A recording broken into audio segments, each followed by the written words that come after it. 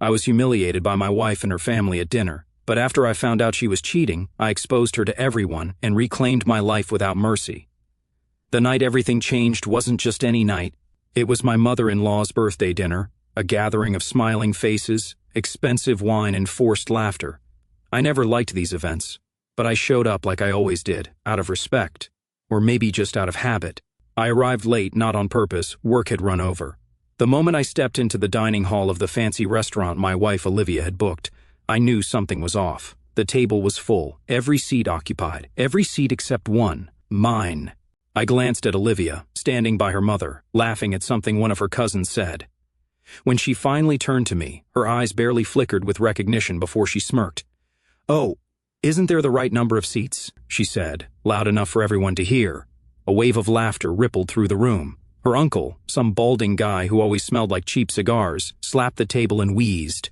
I looked around, waiting for someone to say something, to offer me a chair, to at least acknowledge what was happening. No one did. I exhaled sharply and forced a chuckle.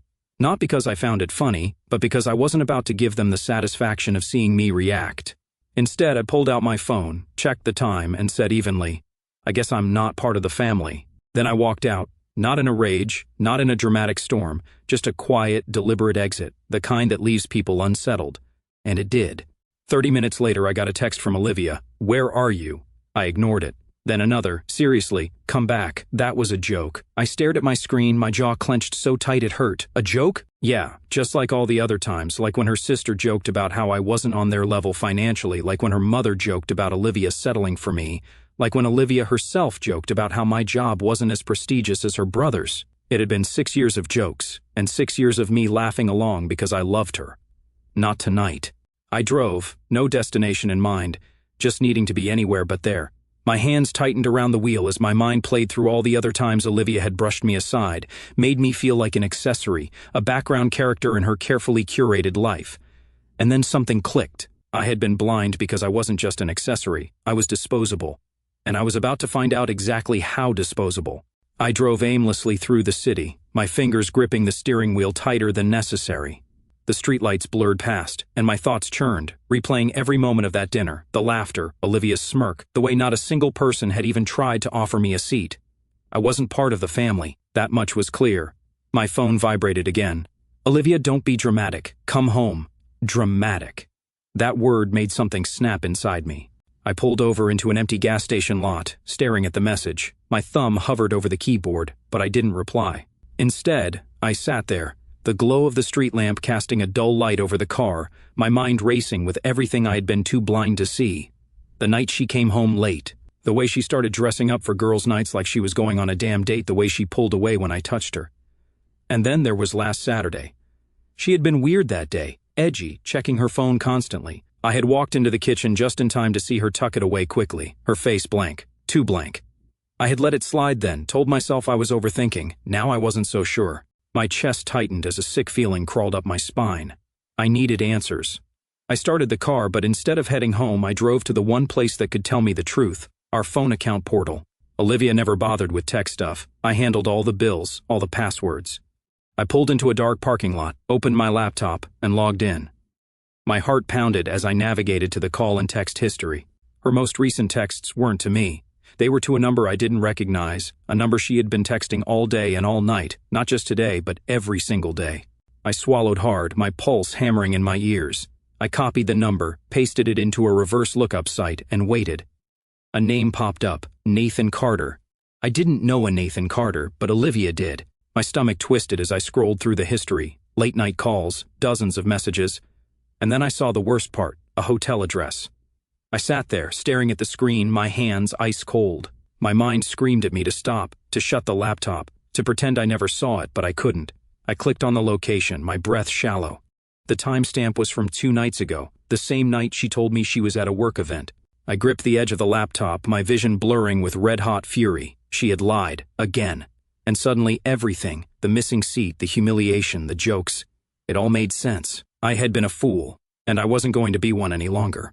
I closed the laptop, my hand shaking with a mix of rage and something colder, clarity. This wasn't just suspicion anymore, this was real. Olivia was cheating, and she wasn't even being careful about it. The humiliation of that dinner had been bad enough, but this, This was worse.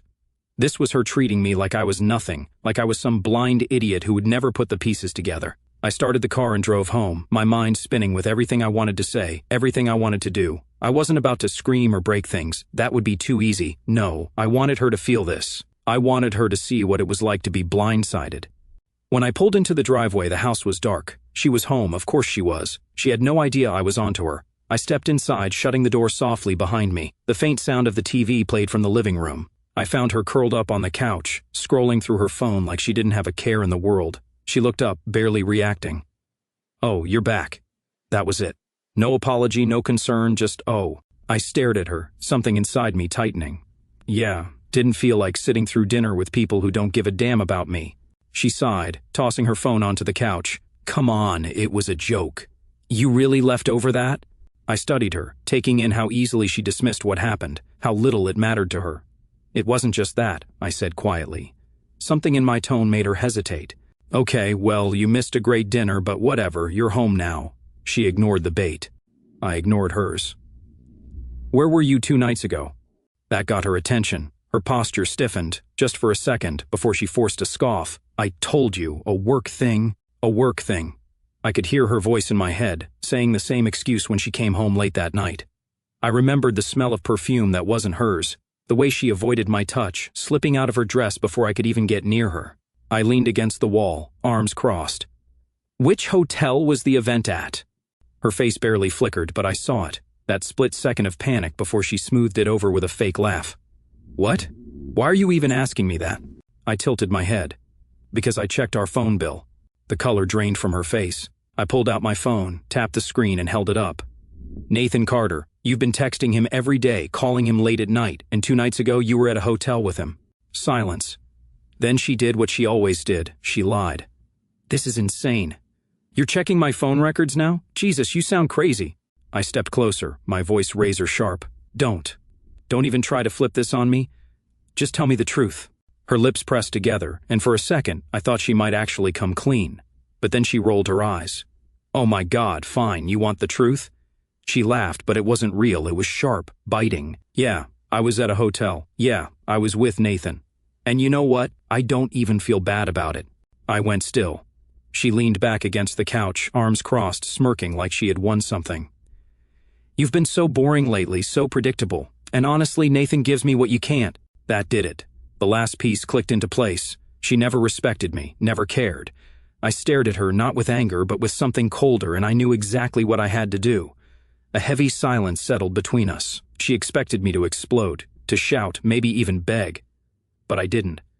I just looked at her, and for the first time in years I really saw her. She was still smirking, still lounging on that couch like none of this mattered.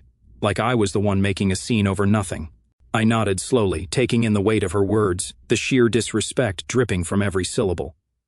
"So that's it," I said, voice eerily calm. She shrugged. "Yeah, that's it." "What, you thought we were some perfect little couple?" She scoffed. "Wake up, I stopped loving you a long time ago. You're just..." There, something inside me went dead. I didn't even feel rage anymore, just clarity.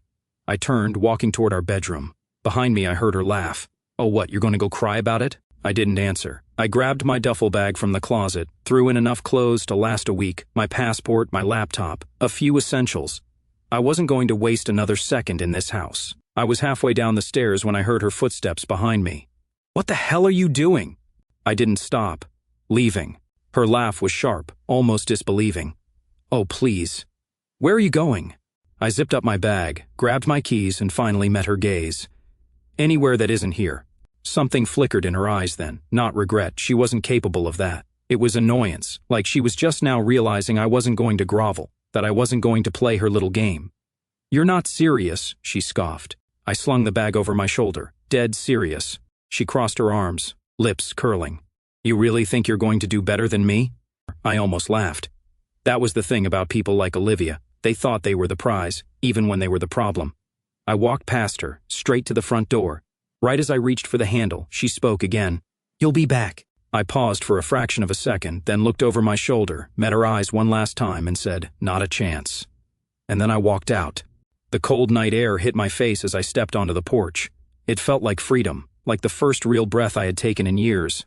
But I wasn't done yet. She thought she had won. She had no idea what was coming. I got in my car and pulled away from the house, my grip tight on the wheel but my mind sharper than it had been in years. I wasn't angry anymore. I wasn't even heartbroken. I was done. But being done didn't mean I was walking away without making sure she felt this. I drove to the one place Olivia never expected me to go, her parents' house.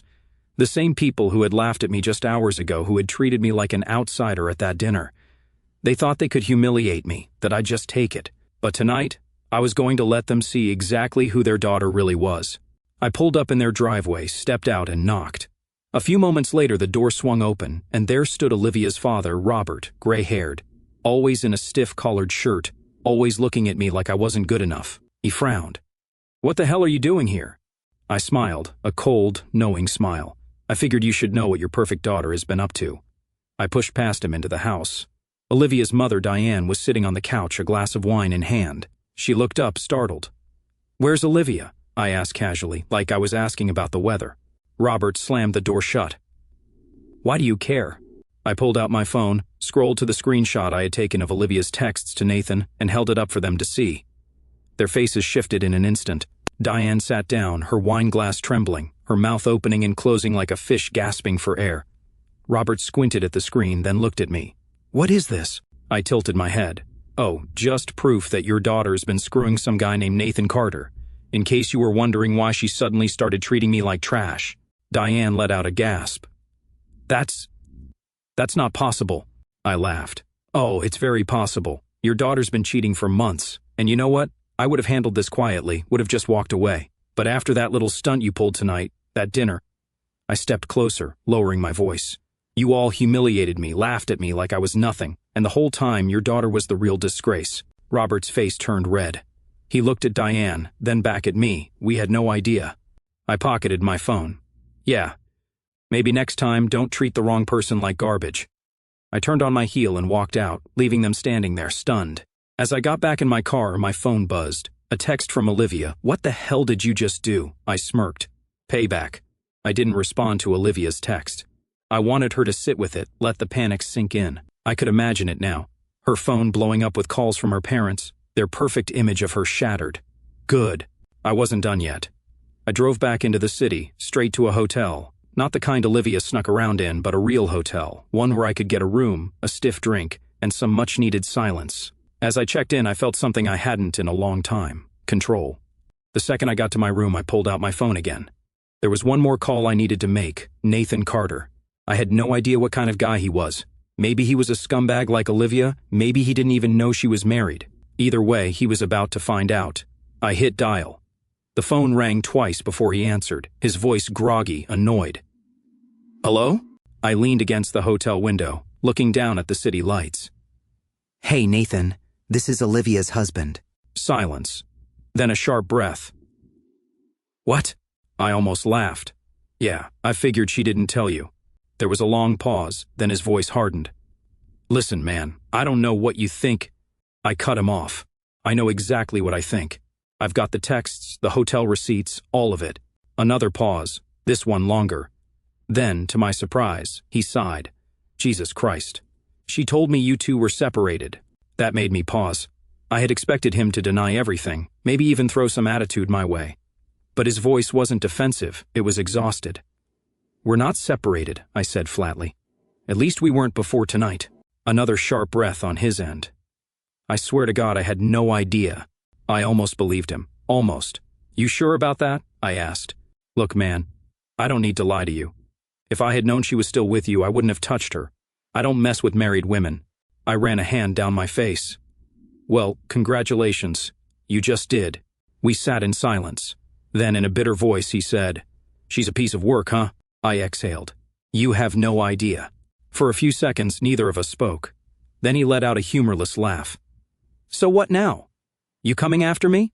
I scoffed. "Nah, you're not my problem. She is." He was quiet for a long time, then almost cautiously he said, "Listen, I don't know you, but if you want to get even, I might have something you'd want to see." That caught my attention. I straightened up. "I'm listening." Nathan sighed. "Give me a few minutes. I'll send you something."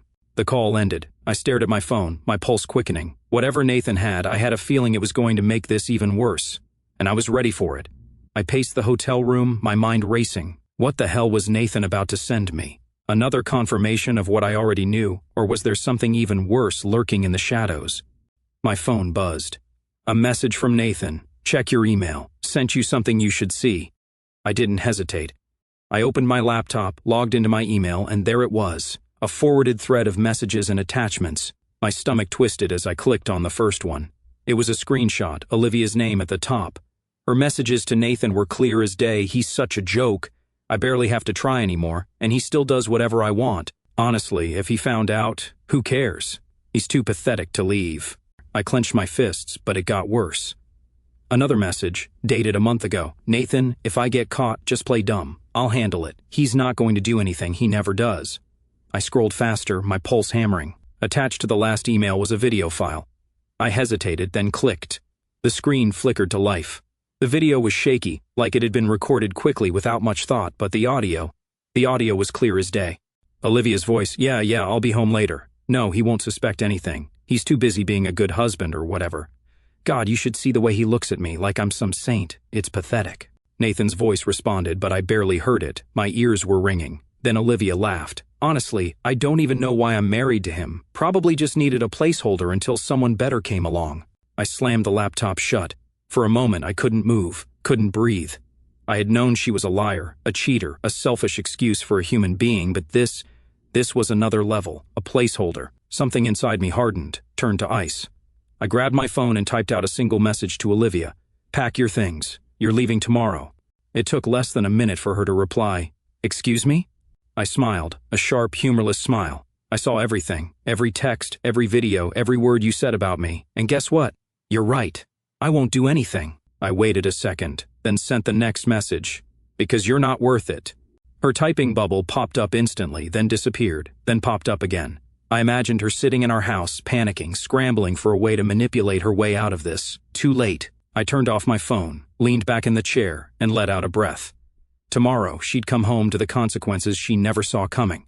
Morning came, and I was already up, drinking bad hotel coffee, staring at my phone. No new messages from Olivia, no desperate calls. She was planning something. I knew her too well. I checked out of the hotel, got in my car, and drove home.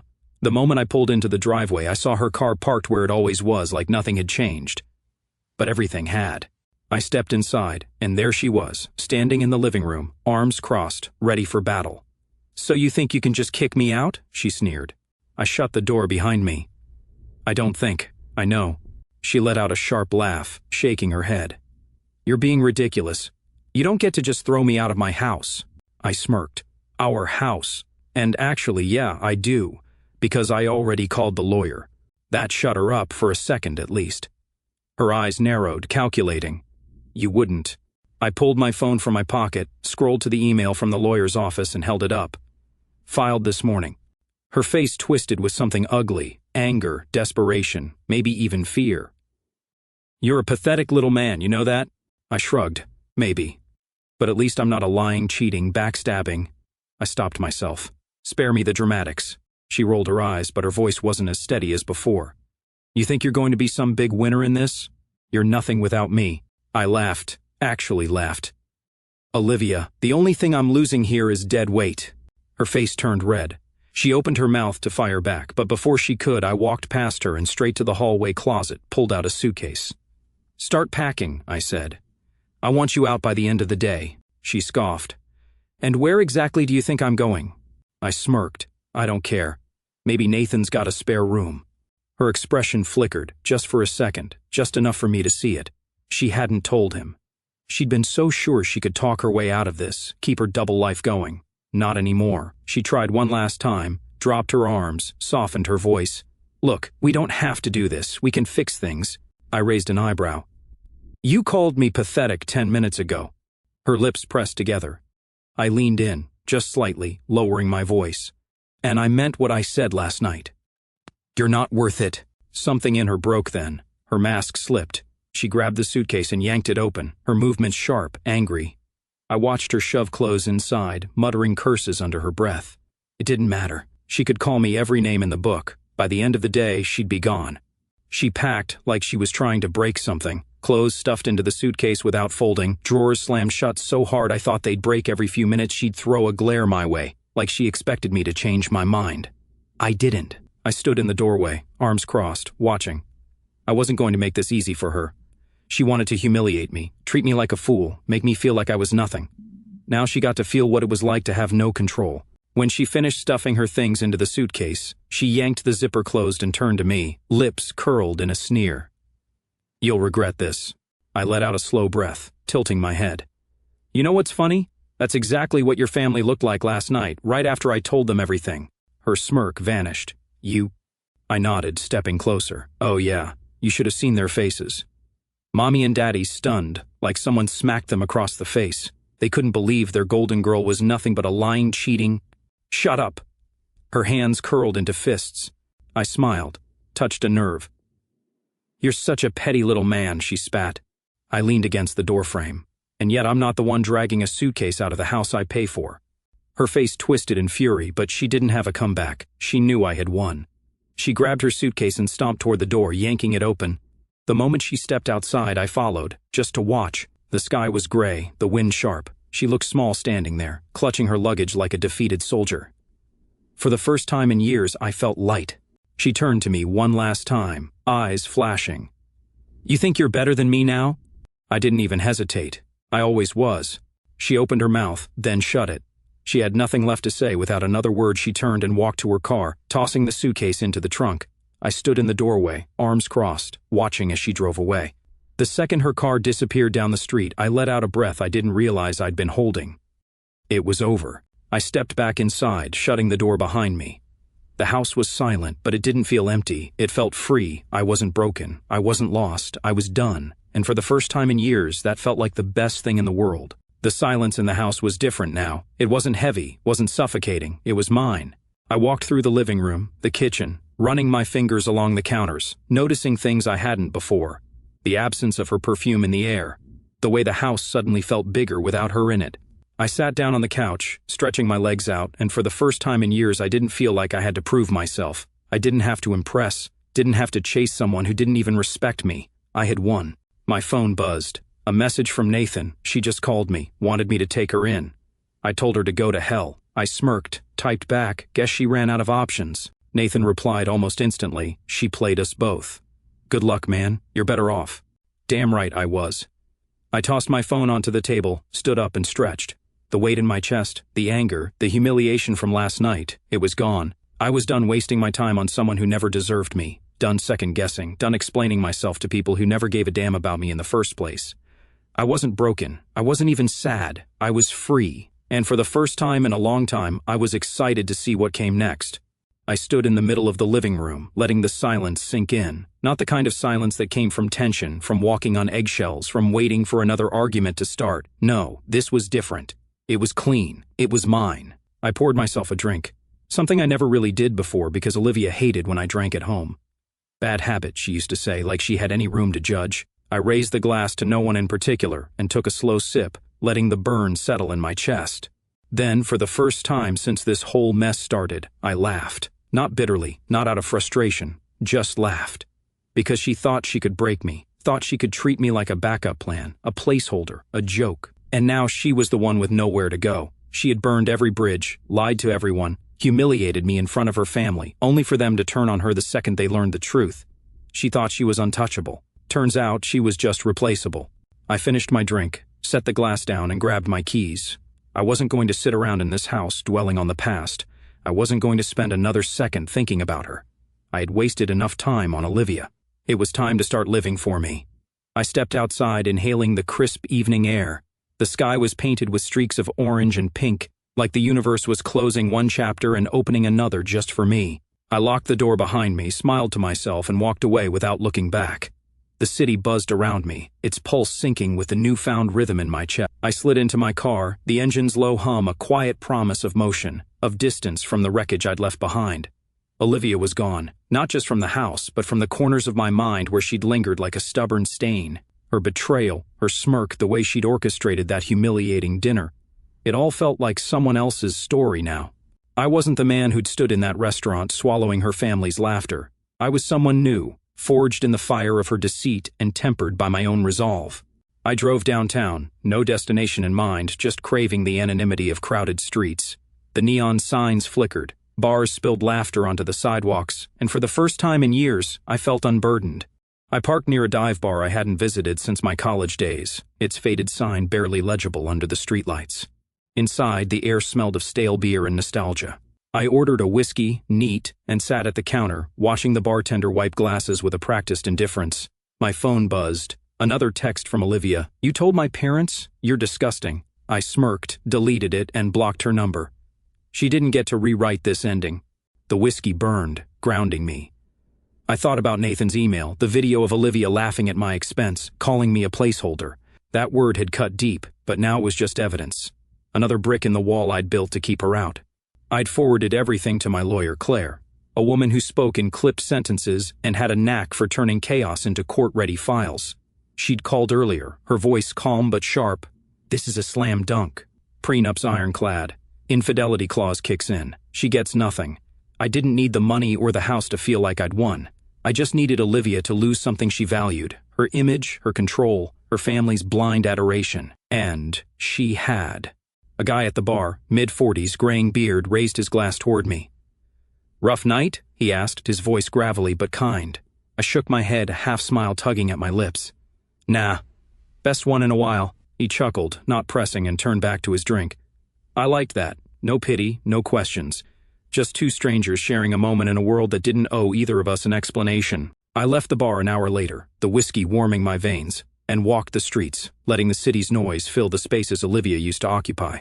I passed a cafe where we'd had our first date, her laughter once bright and genuine, not the cruel edge it had become. I didn't linger. That memory belonged to a different man, one who believed in forever. I wasn't him anymore, and I was okay with that. The next morning, I woke early, the hotel room's sterile quiet a stark contrast to the chaos of the past week. I checked my email. Claire had sent a draft of the divorce papers. No alimony, no property split, just a clean severance of a marriage that had been rotting for years. I replied, "File it today." Then I showered, dressed, and headed to a coffee shop. Not the one with memories, but a new one, small and unassuming, with mismatched chairs and a barista who didn't care about my past. I ordered a black coffee and sat by the window, watching the world move on. My phone buzzed, a call from my brother Tom. "You okay, man?" he asked, his voice thick with concern. I'd texted him last night just enough to let him know I'd left Olivia. "Better than okay," I said, meaning it. She was cheating. Had been for months. "I'm done." He let out a low whistle. "Jesus. You sure you don't need to crash at my place?" I smiled. "Appreciate it, but I'm good. Got a hotel for now. I'll figure it out." He didn't push, just said, "You're tougher than you look. Call if you need me." I hung up, grateful for his steadiness, for a family that didn't laugh when I was down. By noon, I'd signed a lease for a new apartment, a one-bedroom downtown, nothing fancy, but mine. The landlord, a gruff older woman, handed me the keys with a nod. "Looks like you're starting fresh," she said, eyeing my single duffel bag. "Something like that," I replied. I moved in that afternoon, just a few boxes from the hotel, my laptop, and a guitar I hadn't played in years. The place was bare, but it felt right. Like a blank canvas I could paint however I wanted.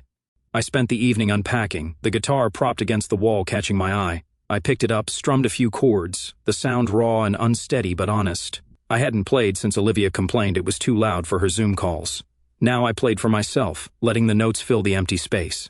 It wasn't about talent, it was about reclaiming something she'd tried to take. The next week I threw myself into work. My boss, sensing something had shifted, offered me a lead on a new project. High stakes, long hours, a chance to prove myself.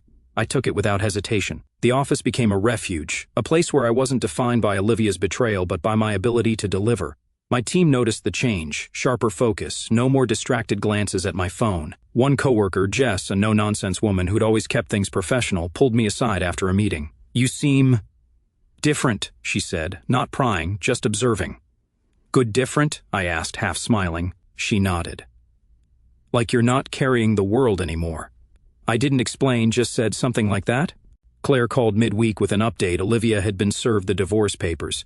She tried to fight, claiming emotional distress, but the evidence, texts, video, hotel logs, was overwhelming. Her family, still reeling from my visit, hadn't rallied to her defense. Diane had called Claire begging for a meeting, but Claire shut it down. "They're grasping," she said. "No judge will touch this. She's done." I didn't gloat. I didn't need to. Olivia's world was collapsing under the weight of her own lies, and I was already miles away. I started running in the mornings, not to escape, but to feel alive. The city's rhythm became mine, pavement under my feet, breath steady, mind clear. I passed strangers who didn't know my story, and that anonymity was freedom. One morning I ran into Jess at a coffee shop near the office. She was grabbing a latte, her hair tied back, no makeup, looking as unpolished as I felt. We talked, not about work, but about music, movies, the dumb things we did in our 20s. It wasn't a date, wasn't anything heavy, just two people connecting without baggage. She didn't ask about Olivia, and I didn't bring her up. It was enough. A month later, I heard through Tom that Olivia had moved in with her sister. Her career stalled, her social circle shrinking. Nathan had cut her off. Her parents barely spoke to her, and her Instagram, once a shrine to her perfect life, was private now. I didn't check. I didn't need to. She'd built her world on appearances, and now it was crumbling. I felt no satisfaction, just indifference, a sign I was truly done. That night, I sat on my apartment's small balcony, guitar in hand, strumming softly. The city stretched out below, alive with possibilities. Jess had texted earlier, inviting me to a concert next week. I hadn't replied yet, but I knew I would. Not because I needed someone, but because I wanted to, because I was ready to live again, not just survive. I thought about the man I'd been a year ago, swallowing Olivia's jabs, laughing off her family's disdain, believing love meant enduring. That man was gone. In his place was someone stronger, sharper, unafraid to walk away from what didn't serve him. The scars were there, faint but permanent, proof of a battle I'd won. I didn't need Olivia's regret or her family's apologies. I had my life, my freedom, my peace. And as the city hummed below, I strummed one last chord, letting it fade into the night. This was my story now, and I was writing the next chapter.